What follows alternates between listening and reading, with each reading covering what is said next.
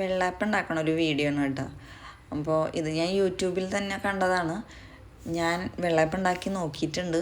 അരിപ്പൊടി വെച്ചിട്ട് പിന്നെ വെള്ളയപ്പപ്പൊടി അതൊക്കെ മേടിച്ചിട്ടാണ് അധികം ഉണ്ടാക്കാറ്. ഈ പച്ചരി അരച്ചുണ്ടാക്കണത് എൻ്റെ ഒരിക്കലും ശരിയാവാറില്ല. കുറേ വീഡിയോസ് ഞാൻ കണ്ടിട്ടുണ്ട് യൂട്യൂബിൽ തന്നെ.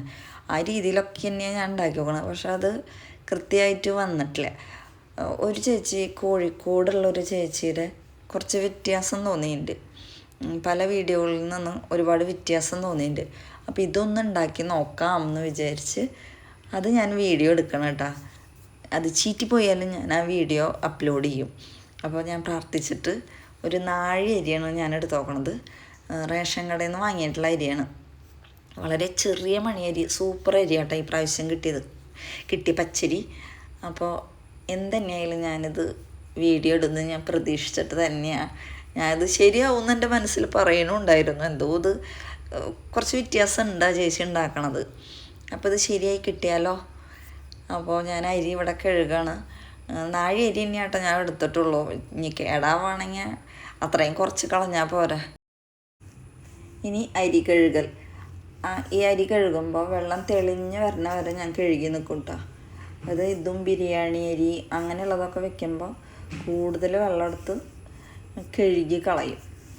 അപ്പോൾ അതങ്ങനെ കുറച്ച് നേരമൊക്കെ രാവിലെ ഒരു 10 മണിക്കൊക്കെ ഞാൻ കഴുകി വെള്ളത്തിലിട്ട് വെച്ചു. വൈകിട്ടൊരു 5:30 സമയത്ത് അരയ്ക്കാനായിട്ട് എടുത്തു. അത്രയും നേരം കേട്ടോ. അതിലൊരു ട്രിപ്പ് അരയ്ക്കണത് വീഡിയോ എടുക്കാൻ വിട്ടുപോയി. അത് വീഡിയോ എടുത്തു, ഞാൻ റെക്കോർഡ് അമർത്തിയില്ല. അത് ഇടയ്ക്കിടയ്ക്ക് മറന്നു പോകുന്നുണ്ട്. വീഡിയോ ഓൺ ചെയ്ത് കഴിഞ്ഞാൽ റെക്കോർഡ് വിട്ടുപോക്ക്. അപ്പോൾ ആദ്യം ഞാൻ പച്ചരി അരച്ചെടുത്തു. പിന്നെ കുറച്ച് അത് കഴിഞ്ഞ് നാളികേരം, ചോറ്. പച്ചരി നാഴിയാണ് എടുത്ത് നോക്കണത്. നാളികേരം എടുക്കണത് അതിൻ്റെ 1/4 ഭാഗം എടുക്കണം. ചോറ് എടുക്കണത് അതിൻ്റെ ഒരു 1/4 ഭാഗം. പിന്നെ കുറച്ച് പഞ്ചസാര, കുറച്ച് ഈസ്റ്റ്, ഇതൊക്കെ ഇട്ട് നന്നായി അരച്ച് എല്ലാം കൂടി ഒന്നാക്കിയിട്ടുള്ള മാവാണ് കേട്ടോ ഈ കിടന്ന് ഇളക്കിക്കൊണ്ടിരിക്കുന്നത്. അതിലേക്ക് 1 സ്പൂൺ വെളിച്ചെണ്ണ ഒഴിക്കുക. ഉപ്പ് ഞാനിപ്പോൾ ഇട്ടിട്ടില്ല. ഉപ്പ് ഞാൻ നാളെ ആട്ടോ ഇടുള്ളൂ. ഉപ്പിട്ടാൽ എനിക്കറിയില്ല എന്തായിരിക്കും എന്നുള്ളത്. അതിൽ കാണിച്ചിട്ടുമില്ല. ഉപ്പ് അവർ പിറ്റേ ദിവസം തന്നെയാണ് ഇട്ടോക്കണത്. പിറ്റേ ദിവസം ഞാൻ തുറന്നു നോക്കുമ്പോൾ കണ്ട നല്ല സൂപ്പറായി സുന്ദരി കുട്ടിയായിട്ട് പൊന്തി വന്നിട്ടുണ്ട്. പ്രതീക്ഷിച്ചാലും സൂപ്പറായിട്ട് മാവ് പൊന്തി വന്നു. പിന്നെ ഞാൻ അതിൽ ആവശ്യത്തിന് ഉപ്പും ചേർത്ത് നന്നായി ഇളക്കി. ഇനി ശ്രദ്ധിക്കേണ്ടത് വെള്ളയപ്പം ഉണ്ടാക്കുമ്പോഴാണ് ചട്ടിയുടെ ഒരു ചൂട് എപ്പോഴും നോക്കണം. അത്യാവശ്യം നല്ല ചൂടാവും വേണം, എന്നുവെച്ചാൽ ഓവർ ചൂടാവാനും പാടില്ല. അങ്ങനെയും കുറച്ച് കാര്യങ്ങൾ ശ്രദ്ധിച്ചാൽ നല്ല തുളയുള്ള വെള്ളയപ്പം കിട്ടും. ഞങ്ങൾ തൃശ്ശൂർ ഭാഗത്ത് ഇതിനെ വെള്ളയപ്പം എന്നാട്ടോ പറയുക. പലവരും പലതും പറയുന്നുണ്ട്, പാലപ്പം, അങ്ങനെ കുറേ പേരുകളുണ്ട്. ഇവിടെ വെള്ളയപ്പം.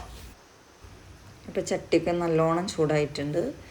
ഇനി ഒരു തവി അങ്ങോട്ട് ഒഴിക്കുക. പ്രാർത്ഥിച്ചങ്ങോട്ട് ഞാനെടുത്ത് അത്യാവശ്യം നല്ല രീതിയിൽ ഒഴിച്ചിട്ടുണ്ട് കേട്ടോ. ചുറ്റിച്ചപ്പോഴതായിട്ടോ നന്നായി തുളക്ക് വന്നു. അപ്പോൾ എനിക്ക് നല്ല സന്തോഷമായി. ഇനി ഈ തുള വന്നില്ല എന്നൊക്കെ ചട്ടിയുടെ ചൂട് എപ്പോഴെങ്കിലുമൊക്കെ ഒന്ന് കുറഞ്ഞു പോവുമല്ലോ. അപ്പോൾ എന്താ ചെയ്യേണ്ടതെന്നറിയോ, ഇങ്ങനെ ചുറ്റിച്ചിട്ട് തീയൊന്ന് കൂട്ടി വയ്ക്കുക. അപ്പോൾ അങ്ങനെ ഹോളുകൾ വരും. അത് വന്നതിന് ശേഷം അടച്ചു വെച്ചാൽ മതി. പിന്നെ ചട്ടി വീണ്ടും കറക്റ്റ് ചൂടായിട്ട് കിട്ടിയിട്ടുണ്ടാവും. ചൂട് പോകുമ്പോൾ അങ്ങനെ ചെയ്യുക. തീ കൂട്ടി വെച്ചിട്ട് ചൂടായതിന് ശേഷം കുറച്ച് വയ്ക്കുക. അപ്പം എൻ്റെ ആദ്യത്തെ അപ്പം ചുട്ടെടുത്തു. ഒന്നും പറയാനില്ല. കഴിക്കാൻ ശരിയായി വന്നപ്പോൾ ഞാൻ ആ ചേച്ചീനെ മനസ്സിലൊന്ന് സ്മരിച്ചു കേട്ടോ. താങ്ക് യു ചേച്ചി, താങ്ക് യു. കോഴിക്കോട് ഭാഗത്തുള്ളൊരു ചേച്ചി കേട്ടത്. അപ്പോൾ അല്ലെങ്കിലും ഫുഡിനെ പറ്റിയിട്ട് അവർക്കാണല്ലോ കൂടുതൽ ധാരണ. ഞങ്ങളിവിടെ തൃശ്ശൂരാണ്. തൃശ്ശൂർ അത്രയ്ക്കൊന്നും ഇല്ല. പിന്നെ ഇപ്പോഴൊക്കെയാണ് കുറേയൊക്കെ മാറി വെക്കണത്.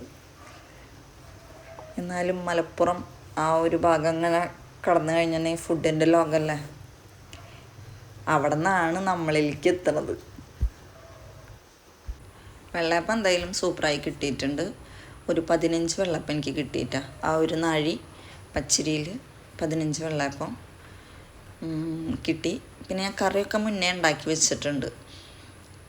അതൊന്നും ഞാൻ വീഡിയോ എടുത്തില്ല കേട്ടോ.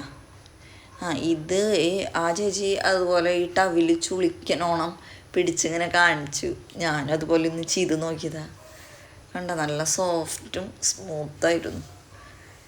എത്ര പറഞ്ഞിട്ടും തീരുന്നില്ല. അത്രയും നല്ല രീതിക്ക് കിട്ടിയപ്പോൾ അതിൻ്റെ ഒരു സന്തോഷമാണ്. ശരിയാവാറുമില്ലല്ലോ, ജസ്റ്റ് ഒന്ന് പരീക്ഷിച്ച് നോക്കിയതാ. എന്നാലും ഉള്ളിലുണ്ടായിരുന്നു ശരിയാവും എന്നുള്ളത്. അപ്പോൾ എൻ്റെ കഴിഞ്ഞു. ഇവിടെ വർത്താനം പറഞ്ഞിരുന്നതിൽ ഈ ഒരൊറ്റ എണ്ണം ഒന്ന് കരിഞ്ഞു പോയി. അത് സ്ഥിര എപ്പോഴും ഉണ്ടാവും, ഏതെങ്കിലും ഒരെണ്ണം കരിച്ചിലും പുകച്ചിലൊക്കെ. അങ്ങനെ കരിഞ്ഞാലും മുരിഞ്ഞാലും ഇഷ്ടമുള്ള കാരണം കഴിച്ചു പോക്കോളും. അങ്ങനെ വെള്ളയപ്പം ഉണ്ടാക്കലും എല്ലാ കാര്യങ്ങളും കഴിഞ്ഞു. ഇനി സ്റ്റൂ ആണ് ഞാൻ കറി വെച്ച് നോക്കണത്. ഉരുളക്കിഴങ്ങും സബോള ഇട്ടിട്ട് സ്റ്റൂ. കണ്ട, 15 വെള്ളയപ്പം കിട്ടി. യൂട്യൂബ് നോക്കിയിട്ട് ഇതുപോലെ ഞാൻ കുറേ വീഡിയോസ് കാണലും അതുപോലെ തന്നെ വീട്ടിൽ പരീക്ഷിക്കലൊക്കെ ചെയ്തിട്ടുണ്ട്. ചിലതൊക്കെ വിജയിക്കും, ചിലതൊക്കെ ചീറ്റിപ്പോവും. ഇതെന്തായാലും ചീറ്റിപ്പോയില്ല, ഇത് നന്നായി വന്നിട്ടുണ്ട്. അപ്പോൾ ഇന്നിപ്പോൾ ഇത് ശരിയായ എൻ്റെ ഒരു വലിയൊരു ആനന്ദം. ഇതാണ് കേട്ടോ കറി ഉണ്ടാക്കിയത്. കറിയിൽ ഇച്ചിരി വെള്ളം കൂടിപ്പോയോ എന്നൊരു സംശയമല്ല, ഇച്ചിരി കൂടിപ്പോയി. തേങ്ങാപ്പാൽ പിഴിയുമ്പോൾ ഇച്ചിരി ലൂസായിപ്പോയി. എന്നാലും കുഴപ്പമൊന്നുമില്ല കഴിക്കാൻ. കട്ടിങ് കൂടെ ഉണ്ടെങ്കിൽ നന്നായേനെ. ഏതെങ്കിലും ഒന്ന് ശരിയാകുമ്പോൾ ഒന്ന് ചീറ്റിപ്പോവും. ശ്രദ്ധിക്കാണ്ടല്ല കേട്ടോ, ശ്രദ്ധിക്കാണ്ടെന്ന് പറയരുത്, ശ്രദ്ധിക്കാണ്ടല്ല, ചീറ്റിപ്പോയി.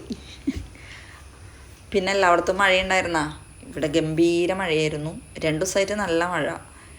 രാവിലെ നേരം വെളുക്കണതൊന്നും അറിയണില്ല, ഇരുട്ട് കുത്തിയിട്ടാണ് നിൽക്കണ്ടായിരുന്നത്. ഉച്ചയോട് കൂടി ഒരു 2 മണി 3 മണിയോടൊക്കെ കൂടിയിട്ട് കുറവുണ്ട്. ഇന്നിവിടെ കുറവുണ്ട്. അപ്പം ഇത്രയൊക്കെയുള്ളൂ വീഡിയോ. ബാക്കി വിശേഷം നാളെ.